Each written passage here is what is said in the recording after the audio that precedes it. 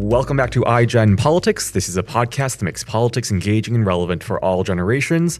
My name is Victor Shi. I'm currently a sophomore at UCLA, was elected as the youngest delegate for Joe Biden, and also co-host this podcast. And I'm Jill Wine-Banks, the author of The Watergate Girl, based on my experience as a Watergate prosecutor. I'm also the wearer of #Jill's pins, and today's pins reflect the rivalry between Barb McQuade from Detroit and me from Chicago about whose hot dogs are better. So I take it that we will win because Chicago has a bigger population if you have to vote. I also am the co-host of two Politicon podcasts. This one, of course, iGen Politics, but also #Sisters-in-Law, which is very relevant to our guest today. And I am on Jill's side when it comes to hot dogs. Chicago will win. Over the course of the next month, iGen Politics will be talking with the hosts of Jill's other podcast, #Sisters-in-Law, Joyce Vance, Barb McQuade, and Kimberly Atkins-Storr. Each of them has an exceptional career. All are not only current podcast co-hosts, but also are analysts on MSNBC, and two are professors, and one is an opinion writer for the Boston Globe and a frequent host on NPR.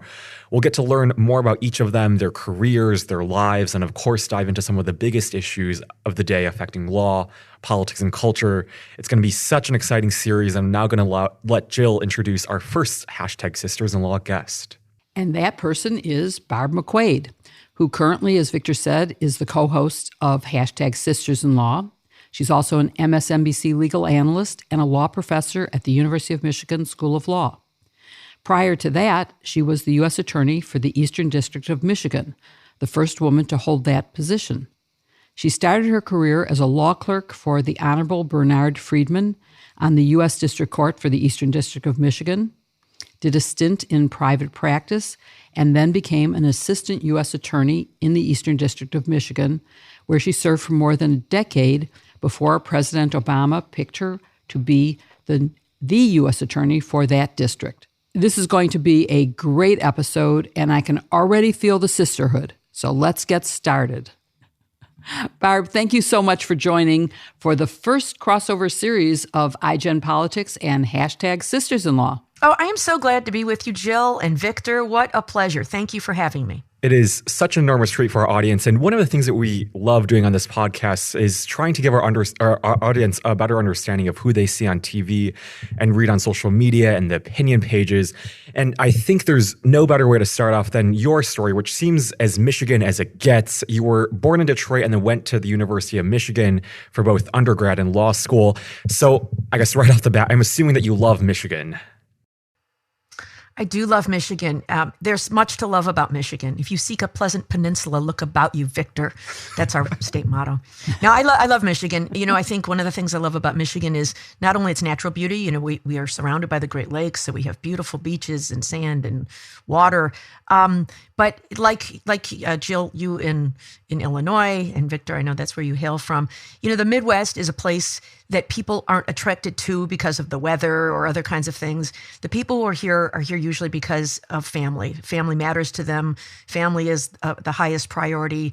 And so, you know, it attracts a certain kind of person that I find I enjoy, you know, endearing, people who are supportive and loving. And so I really like it here.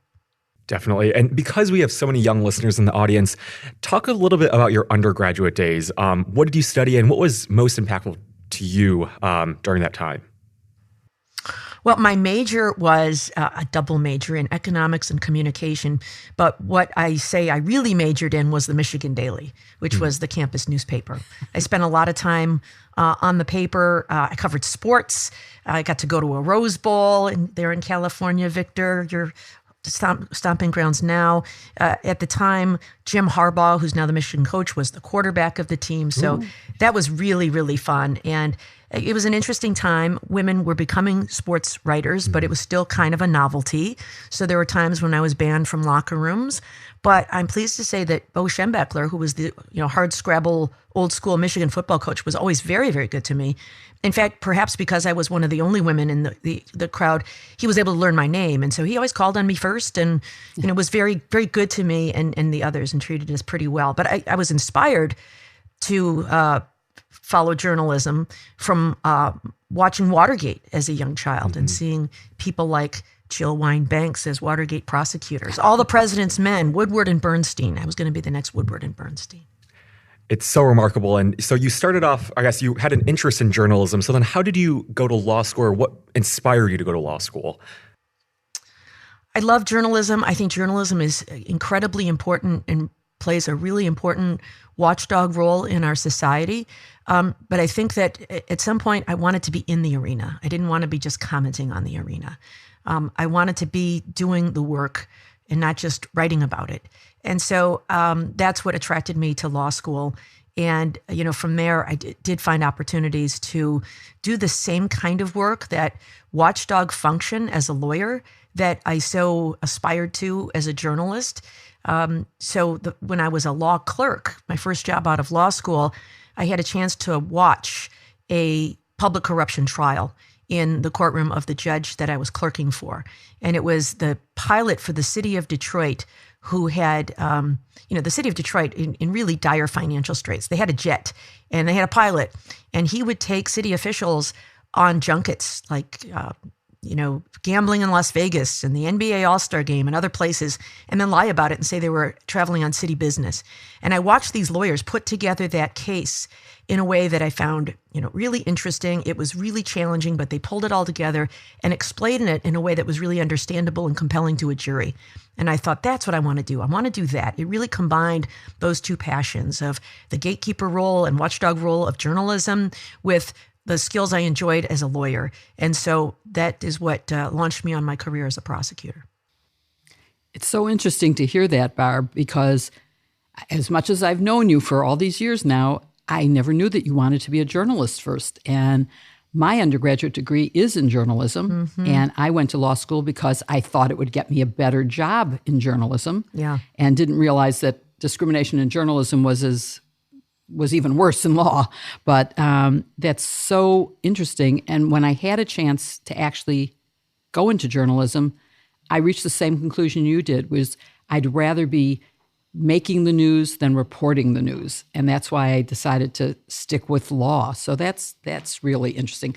One thing you didn't mention when you were talking about loving Michigan is Detroit hot dogs. I, of course, know that Chicago hot dogs are better, and hence I'm wearing today a giant pin, although not as big a pin as I actually have, which I'm now holding up for Chicago hot dogs. But I am wearing your Detroit hot dog. Looking forward to when we can be in Detroit so I can taste a Detroit hot dog. Thank you, Jill. And so I did, of course, know about your love of sports. And the other thing that I want our audience to know is you have the best sense of humor and you are the wittiest. I love learning that about you. But you have some very strange holdbacks, like you won't do underwear or toilet paper ads. And unless, of course, the underwear has pockets, you might do it then. So you love pockets. Talk about that, for someone who is as confident and bold in the public arena, how that comes about that you have that hesitation. Wait a second. So you're going to make me talk about the things I don't want to talk about? Yes. I thought I had an out clause in my contract for that. I'm going to demand double. You're going to have to double my pay for that, Jill. Double my. Okay. My I definitely fee. will. Yeah. I just think it comes from a place of privacy. It's not if I were talking about a case and had to discuss, a sexual assault case and it was important to discuss certain terms, I would certainly have no qualms about that. It's really about probably my upbringing of what I consider to be private. To me, we really crossed a big barrier when Bill Clinton was asked boxers or briefs. And not only was he asked the question, but he answered it. Isn't anything private anymore? So I don't know if it's a reluctance to discuss certain topics. It's a reluctance to share about myself on those topics. I did say bloated last week, Jill, you'll notice, because it wasn't about me. It's about you. That's right. It's because I said I wouldn't say the word. That's why.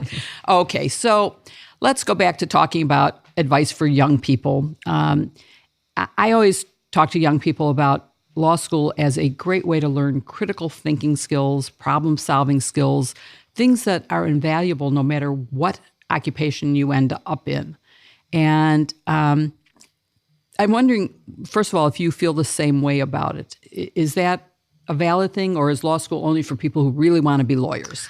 I completely agree. You know, I think now because law school is so expensive and it is a big chunk of your time, people advise young people that you should only go to law school if you're absolutely certain you know what kind of lawyer you want to be. And I disagree with that advice. I think that it's hard to know exactly what kind of lawyer you want to be. And in fact, just like going to college, most people end up evolving and moving on through different things as well. And I agree with you. I think it is a really great way to learn critical thinking skills. As you said, Jill, it is a disciplined form of thinking. You have to think in terms of elements of offenses. It isn't about someone generally doing something bad makes them criminal, which is sometimes hard for members of the public to understand. It isn't that someone did something bad. It is that they did it bad exactly the way Congress or the legislature has drafted in a statute. It has to be each element of a crime. Another big part of thinking like a lawyer, besides thinking about the elements of offenses, is comparing and contrasting with prior precedent. Is this more like the prior case, or is it different from the prior case? And if it's different, is it different in a meaningful way? All cases are different in some ways, and you can say it's a distinction with not a difference without a distinction. If it is only different in peripheral ways. And that's a big part of what lawyers do, is they advocate for their clients, saying this is just like this prior precedent, and therefore you should rule the same way. And the other side might say it's different from that prior precedent. It's different in the following important ways. And because we can distinguish the case, you should also rule in a different way. And that requires a discipline of thinking. So I agree with you that I think it's useful for everybody, if you want to be an informed and engaged citizen, to learn how to think like a lawyer. Can you talk a little bit about your experiences at UMich and compare that for undergrad and law school and what you found to be most different between those experiences? They were very different, but very enjoyable in different ways. As an undergraduate, the University of Michigan felt big, and it is big, 40,000 students or something like that. It's enormous. I had classes all over campus. I went to talks and lectures and sporting events and musical performances and met students from all over the world. And it was, wonderful. And the Michigan Daily was my way of making that huge university smaller. And that was kind of my cohort of friends. The law school is much smaller. Our class is about 320 people. So the whole law school is under 1,000 students. And unlike a lot of law schools, there's a law dorm. It's called the Lawyers Club. Oh, wow. It's beautiful. It's this, beautiful courtyard with a dining hall and a library attached. And most of the first year students live within the Lawyers Club. And so I went from this enormous university to a very small school experience. And, some people say going to law school at Michigan is like going back to high school. It's not. It's more like going back to junior high school. It's kind of law school meets summer camp, which I loved. I thought it was wonderful. I made really, really close friendships during that time, which is kind of nice when you're going through something as rigorous as law school. And, you're in the trenches together with other people who I found so interesting, so smart, so supportive. And it was great to have people like that to vent with. I really felt sorry for our law students when they were going through COVID and isolated, because I think a really important part of the law school experience, at least our law school community and many others, is getting to know classmates so you have someone to vent with and roll your eyes with and mock professors with.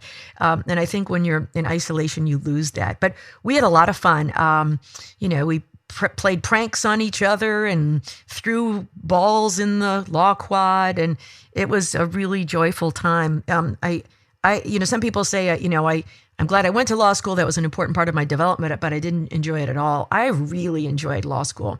I like to think part of it is because of the atmosphere at Michigan, which fosters a very supportive relationship with fellow students. But my classmates were just fantastic, and close friends with many of them to this day. Yeah, that sort of reflects my experience going from a huge Big Ten college to a school with a little more than 1,000. We had, I think, 1,500. So it was really small, and we got to know each other. I mean, you knew everybody in the school, so that made a big difference. But I hated my first year. If you don't want to be a lawyer, the first year is torture. And I took a leave of absence to actually try to do something in journalism.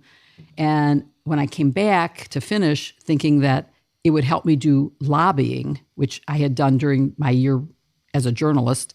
I found that I actually liked things like moot court and trial practice, and that I had finally found a place that I really wanted to be. But anyway, you went from law school into a clerkship, very prestigious thing to do. And so for the aspiring lawyers listening to us, talk about the benefits of a clerkship versus going straight into a law firm or into a government job or a corporate job, any of the other choices for lawyers. Yeah, I love my clerkship. A part of it is finding a judge that's a good match for you. And I was so fortunate to have a wonderful, wonderful judge, Bernard Friedman, who I'm still close to this day. He's been a wonderful mentor and friend throughout my career. And that's one of the advantages of a clerkship, is developing that mentoring role. Someone who's already a judge who can share a lot with you about the profession, and you can learn a lot. I'm sympathetic that it's not for everyone, because some people have these days enormous student loans, and it is very modest pay as a clerkship. In fact, it's becoming more common for people to go work in a large law firm for a little while and then do a clerkship, because they have a little more experience at that point. But I think it's also a little more affordable. But if you can afford it, I think it's a great investment in yourself and in your career. And oftentimes you get a clerkship bonus when you join a firm if you've been a law clerk, though certainly not the same value you would get if you worked in a firm. Jill, do you know what the starting salary is for Wall Street firms these days? I'm afraid to ask. $225,000.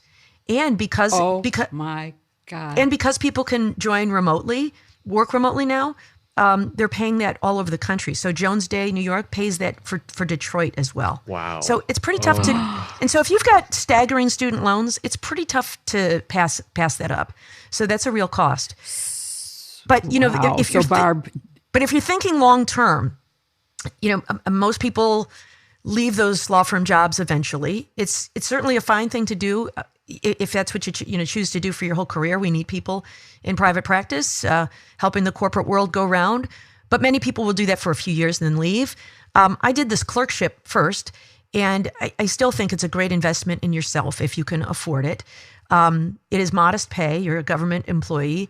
But I found, it exposed me to all kinds of law. For example, it was there that I saw the work of the U.S. Attorney's Office and decided I wanted to be a prosecutor. I never would have had that window into what prosecutors do if I had not had that experience. But you also really hone your writing and research skills. That's much of what you do. The lawyers submit briefs, and then you read the briefs, you read the cases, you prepare a bench memo for the judge. The judge hears motions. You discuss with the judge how he wants to rule, and then you draft the opinion and order. And then the judge marks it up, and you learn, the direct feedback to improve your own writing and research. But you also see the whole spectrum of lawyering, from very good to very bad. And you get the feedback of a judge about what was effective and what was not effective. And so it's really educational. You also build relationships within the courthouse. I became friends with all of the other law clerks in the building who are now partners in law firms and doing other things, judges themselves. You get to know all the other judges and all the courthouse personnel. And that has value as you practice throughout your career, if it's the same city where you're going to practice. So I thought clerking was really a tremendous, tremendous growth opportunity for me. So I just said, oh, wow, when you gave me the current Wall Street salary. Just to age myself, when I graduated law school, do you know how much the starting salary was? And it doubled the year that I graduated, because my class all wanted to do public service. Do you have any idea in 1968 what the salary was? No, tell us. I bet we're going to be shocked. $15,000. Wow. Oh, my goodness. Yeah. Well, the cost of living was much less then, right? But not that much. I think it's really, gone up exponentially. It definitely, I could live fine on that, and ended up choosing to go into government, which paid $11,000. So it seems like, it's a huge difference percentage-wise, 15 to 11. Anyway, I thought that was pretty shocking. But you did eventually, after your clerkship, you did go into private practice for a little while. Mm-hmm. So what kind of practice what was your specialty there? Yeah, large firm, mostly corporation, suing corporation, and I got a lot of good experience there. I did, depositions and motion work and document review and answered interrogatories, all the things that people do in large law firms. I actually liked my firm. I worked with nice people. I enjoyed it, but I found that oftentimes the work was it was litigation, not trial work, if you know the difference. So it is, yes. You sort of work through the case. You try to get it all ready for a motion for summary judgment. You file the motion for summary judgment. If you win, the case is over. More often than not, you don't win, but you have pared down the issues for trial. And at that point, people higher up on the case than I was, the partners, would then settle the case. And that was the process. And after a while, I'd say, wow, I did all that work for nothing.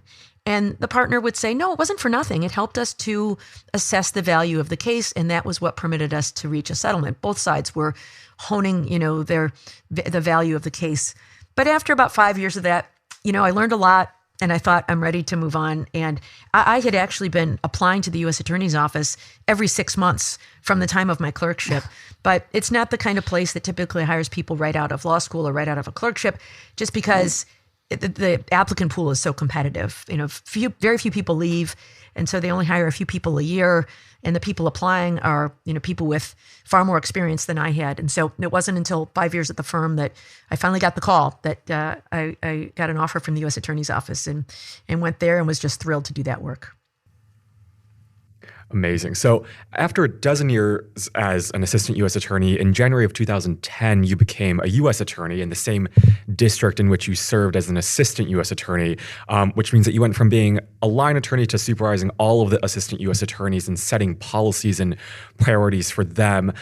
It seems you were ready to take control upon taking office as U.S. attorney because you restructured the office for the first time in 35 years to align priorities with the issues that the Eastern District of Michigan was facing.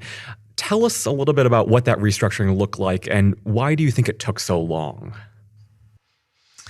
Well, I think having been in the office gave me a lot of insights. Very often a person becomes the U.S. attorney from the outside. Many of them have been AUSAs, assistant U.S. attorneys, at some point in their career. Some of them have never been assistant U.S. attorneys. They've come from being general counsel in a corporation or working in a law firm. And I can't imagine how those people are successful, but I guess they're supported by their assistants and by Main Justice. But having been in the office for 12 years, I had a lot of insights that I think helped me to, one, recognize the value of all the people around me and trust people to do their jobs so that I wasn't trying to do everybody else's job. I was able to just, bring what I thought were priorities and do other things like that realignment. But I'll tell you, talk about, hitting the ground running. In the last 7 years of my work there, I was the anti-terrorism coordinator, the deputy chief of the National Security Unit. And so I'd spent a lot of time working on national security cases. I was confirmed on Christmas Eve of 2009 by the U.S. Senate after having been nominated by President Obama in November.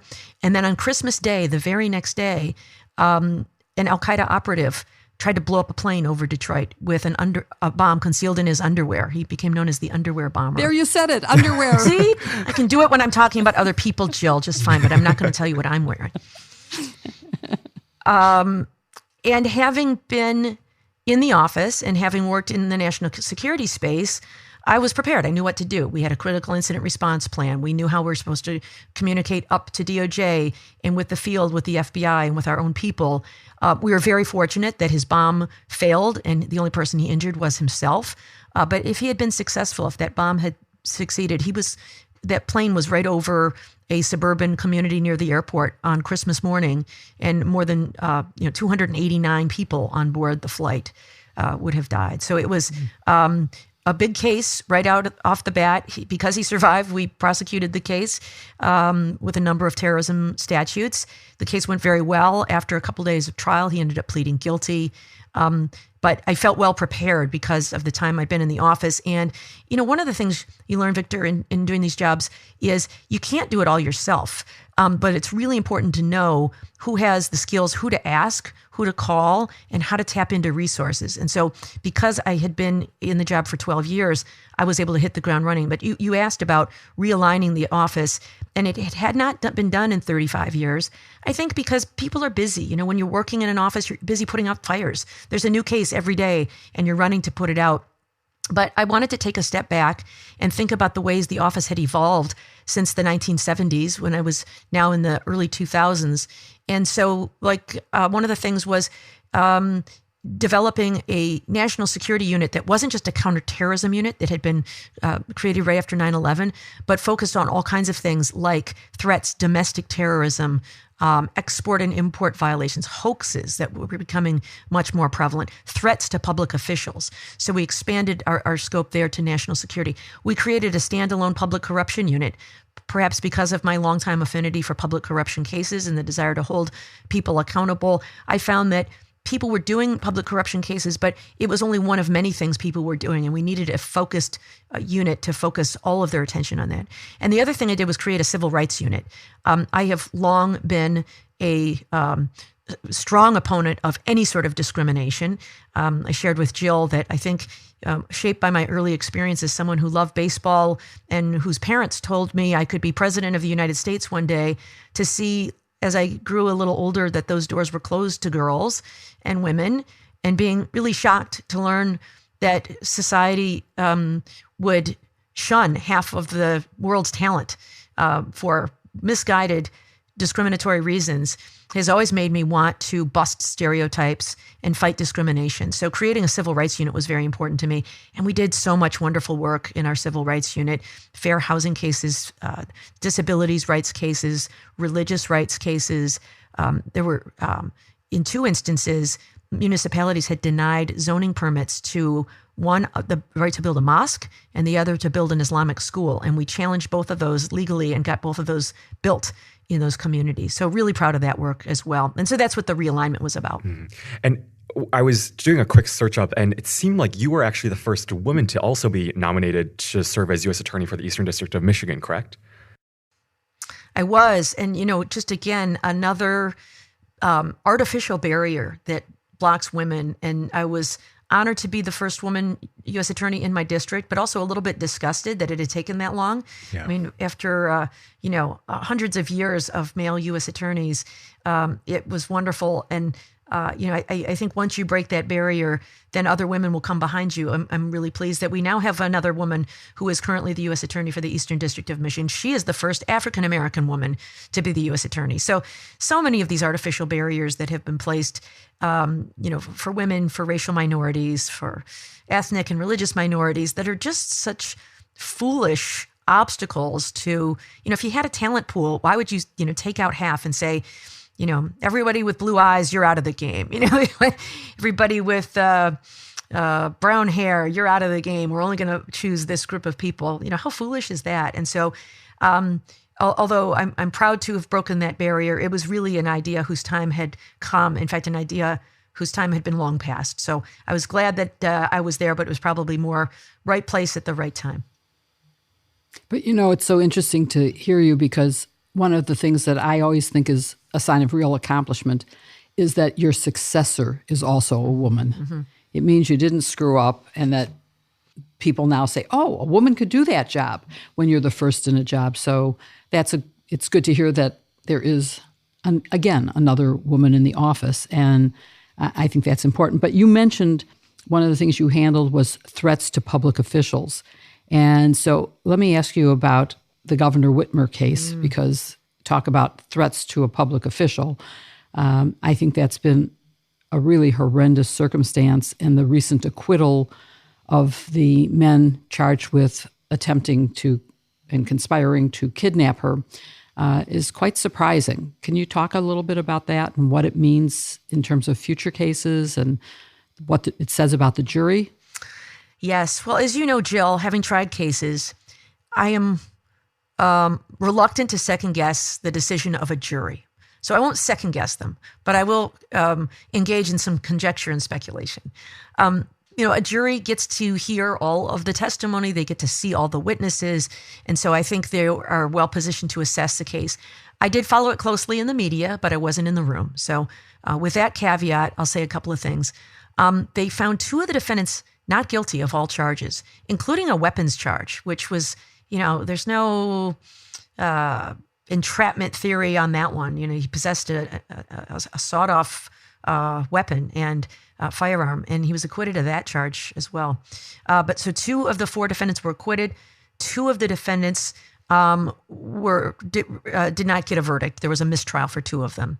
So that means the jury was split and was hung on whether they were guilty or not guilty. The charges were conspiracy to kidnap Michigan Governor Gretchen Whitmer and conspiracy to use weapons of mass destruction, which were explosives. And the plot, as it was described during the trial, was that these 4 men, along with some others who were charged in the state, were angry about COVID shutdown orders issued by the governor in the early days of the pandemic, and they planned to kidnap her. They surveilled her home twice, which is in northern Michigan. She has a vacation home. And to me, it's so important that this went beyond talk to action. They actually went to the home, they found it, and they surveilled it with night vision goggles. They built what they called a shoot house, a prototype, where they hung human silhouettes to practice with guns to extract her from her security detail. They surveilled the underside of a bridge because they wanted to blow it up so that it would delay the police in responding to the scene of the kidnapping. So all of those things, to me, take it out of the realm of mere talk and into the realm of action. And the charge was conspiracy, which is an agreement. One of the men who was a member of this group was very disturbed by this plot. And so he called the police and he told them about it. And the police called the FBI, and the FBI asked him, would you be willing to stay involved as an informant to help us bring these offenders to justice? And he said yes. And so this informant stayed on the inside and recorded conversations and shared them with police. He also introduced an undercover FBI employee as a member of the group who was also able to pretend to be part of the group and gather evidence. The defense was this was all just idle talk, and to the extent they were egged on and said these things, it was because the government pushed them to say those things. I never heard any evidence that the government did that, but that was the argument of the lawyers. As you know, Jill, the entrapment defense makes it a defense if the government either overcame the will of people to commit a crime or presented an irresistible opportunity for people who are otherwise not predisposed to commit a crime or engaged in significant outrageous misconduct. I didn't hear anything that amounted to that. If the idea originates with defendants, then typically that's sufficient to defeat that defense. And so we get these verdicts, and how do you explain it? I know that the demographics of Western Michigan are very conservative. It's a place that typically elects Republicans. Justin Amash, you may recall, was a member of Congress who was a Republican, a very conservative Republican, came from that district. He voted to impeach Donald Trump in the first impeachment and was unable to run again in that district because people were disgusted with his vote to impeach Donald Trump. So I think that gives you a little bit of the flavor of that part of the state. And so I worry that there perhaps were members of the state who were skeptical of the FBI. I worry that 4 years of Donald Trump pounding away on the theory that the FBI is corrupt and engages in witch hunts and hoaxes sensitized that part of our state to believe it. The fact that they were hung and it was not an acquittal says to me that not everybody has that view. But, at the time, Jill, you and I and others were saying every time Donald Trump pounds away at the FBI like this, he's making it harder for the FBI to do their job all over America. If they want to be witnesses at trial, it's going to be harder for them to be believed. When they knock on the door in a kidnapping case looking for help and witness testimony and information, people are going to be less likely to open the door. And I think we may be seeing the fruits of that now. Oh.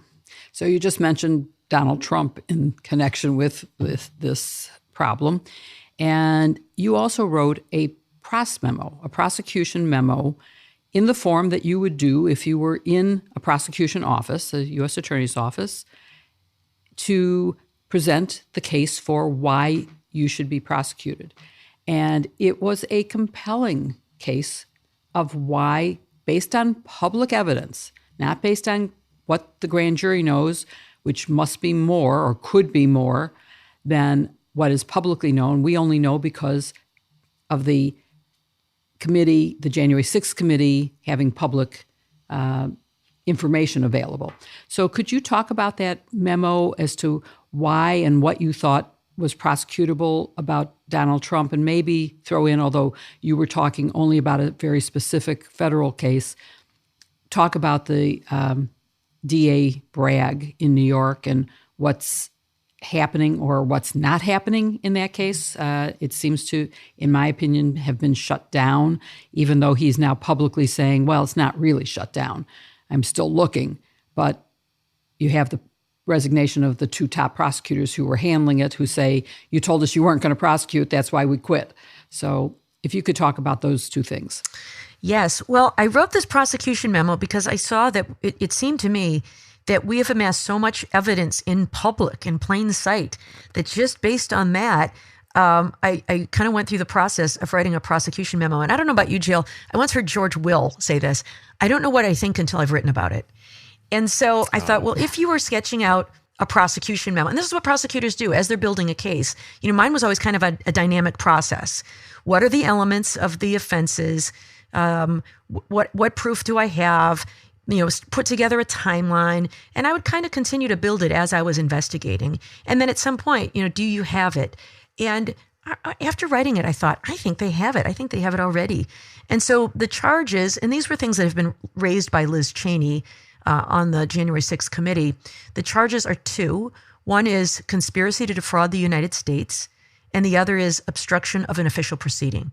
Conspiracy to defraud the United States is the same charge that Robert Mueller used against the Russian intelligence officers and the Internet Research Agency relating to the 2016 election. And it just requires that someone with a fraudulent intent does something to obstruct an official function of government. So in this case, the theory would be that Donald Trump, through fraudulent intent, obstructed the certification of the vote for the 2020 presidential election, on and before January 6th. And then the obstruction of the official proceeding is with a corrupt intent. So the same corruption, the same fraud, obstructing that official proceeding, that is the January 6th counting of the vote. And to me, Jill, it may be that they reach the point where they are able to connect Donald Trump up with the Oath Keepers and the Proud Boys and others who led the physical attack on the Capitol, and Donald Trump's exhortations at the ellipse to go to march to the Capitol. But I don't think you need to go there.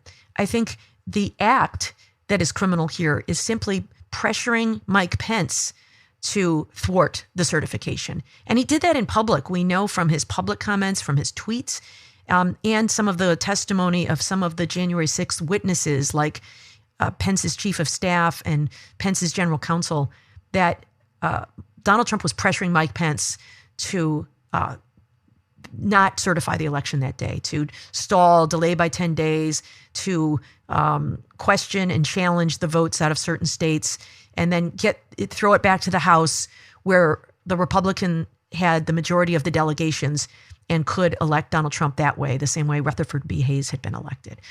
But that theory is only fair if you know that there is some reason to declare the elections failed in the states. In fact, Donald Trump, I believe the evidence shows, knew that there was no fraud in the election because there is none. There's not a scintilla. And so the hardest part of any kind of case is proving intent. And the jury instruction goes something like, because we cannot read another person's mind, you can infer intent using your common sense, looking at all the things the person did, the person said, the person knew, and all the things that happened. And so in this case, you'd have to show for both of these charges that Donald Trump knew there was no fraud. And how do you know that? Well, there are a lot of ways. William Barr told him there was no fraud, his handpicked and very loyal attorney general. Chris Krebs told him, he was his cybersecurity director for the Department of Homeland Security. He said it was the fairest election in history. His own director of national intelligence, John Ratcliffe, certainly a very loyal Trump supporter, said there was no intelligence to suggest a fraud in the election. more than 60 legal challenges around the country were rejected, finding no fraud. And in fact, the one that disbarred Rudy Giuliani said not only is there not overwhelming evidence of fraud, there's not a scintilla of evidence that there was fraud, not a scintilla of evidence. Brad Raffensperger in Georgia told him there was no evidence of fraud. Rudy Giuliani on election night said, let's just say we won. And we know from even before the election, Donald Trump was saying, if there's vote by mail, this will be the most fraudulent election ever, even before there was any hint of it. So I think there's enough there already. But no doubt you want to do more investigation. And I think, as we just saw in the Whitmer case, all you need is one, to hang a jury. That if you're going to have a criminal charges against Donald Trump, that means you've got to get 12 strangers to convict him beyond a reasonable doubt. And so while we see what's in the public makes it, as a judge in California said, more likely than not that Donald Trump committed a crime, to prove it beyond a reasonable doubt, I can see why the Justice Department would want to continue to pursue the evidence, not only to prove what happened, but to be able to discount any defenses and prove what did not happen. And I believe they are doing that. The Justice Department doesn't investigate people, it investigates crimes. And Merrick Garland has already told us they're investigating January 6th and will hold accountable anyone at any level who's responsible for that assault on our democracy. So I think he's there, and I think they're going to get there. As for what's going on in New York, I agree with you, Jill. I think it's unlikely they're going to get there. It's disappointing, I think, to see those two prosecutors walk off the case. But I also know that reasonable minds can disagree about whether they think there's sufficient evidence to prove guilt beyond a reasonable doubt. It sounds like, I don't know if you agree with this, Jill, reading between the lines, that the two prosecutors who are left were relying pretty heavily on Michael Cohen as a witness, and that Alvin Bragg did not want to rely on him very heavily as a witness. And so they thought they had it between documents and things like Donald Trump assessing the square footage of his apartment on Fifth Avenue at 30,000 square feet, when it is in fact 10,000 square feet, is enough, an objective enough lie. Or assessing a property to be worth $400,000 one year when it was only worth, or $400 million one year when it was worth only $200 million just 1 year earlier. That's enough, especially when you combine that with what Michael Cohen has to say about how he would inflate and deflate assets according to his needs. But it sounds like what Alvin Bragg is saying. I don't think it's there yet, but we'll continue to investigate. And if we find more evidence, then we will bring charges. And I think these two prosecutors thought, we're at the end of the line. We know what we have. We've looked wherever we need to look, and it's just not there. Now, maybe someone like Alan Weisselberg, the CEO who is charged with tax counts flips, but it seems like all of that is pretty unlikely. So I'd be surprised if charges develop eventually. But I guess Alvin Bragg has said we're not going to stop looking. But it seems that he's concluded that based on the evidence they have, it's not sufficient. And I don't doubt him, by the way. He's elected by the people of New York to have this job. He's the one who gets to make this call. I don't think he's, chicken or dumb or corrupt. I think he just appreciates just how hard it is to get a guilty verdict beyond a reasonable doubt, and just thinks the evidence isn't there yet. Yeah, I'm sad to say I think it probably is over, and that there's not going to be some huge finding.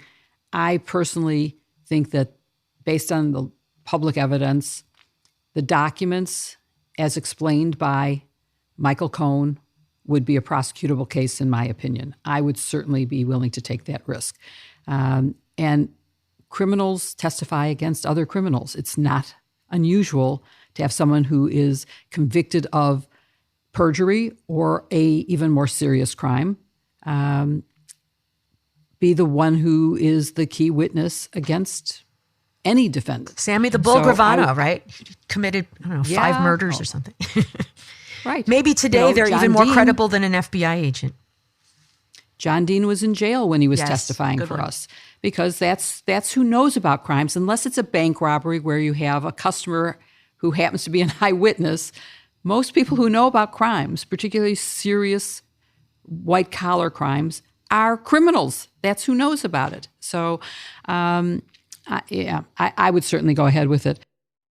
So this question pertains to your position now, which is at UMich Law School as a law professor, which feels like a full circle moment, given that you went there for undergrad law school and now as a law professor. Talk about what options you considered after leaving your time in government as U.S. attorney and why you decided to become a law professor.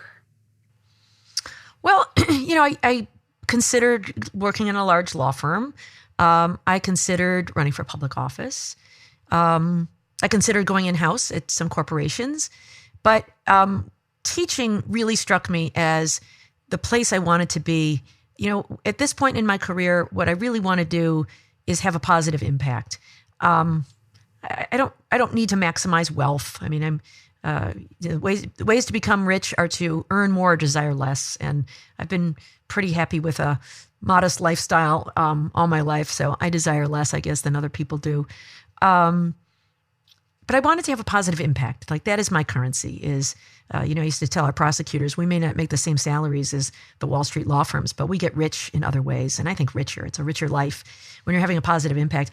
And after, what we saw in the election of 2016, I started this job in 2017.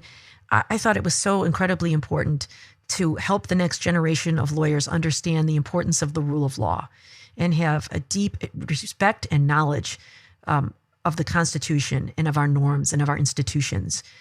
Because I think that there is a temptation to say, well, Trump blew it all up, and so opponents of Trump need to just fight back, fight fire with fire. And I think fighting fire with fire just means we all get burned. What we really need to do is restore our institutions and the rule of law and our Constitution. And I think that's what's so important. And so I had an opportunity to do that, and I've loved it. I've been teaching for 5 years now, and I find it so enjoyable. It was not something I aspired to do because I thought it would be rather tedious after a while to teach the same courses year after year. But what I have found is, although the doctrine stays the same, sort of, it does evolve. The cases are always new and different. Like this year, we've been teaching self-defense and talking about the Kyle Rittenhouse case or the Ahmaud Arbery case. Mm-hmm. We've been talking about sexual assault, and we talk about the origins of rape law, about how it was all about either protecting the property of men or protecting men from false accusations, and how that has evolved and is evolving. And, challenging students to think about how can we shape it to evolve further yet.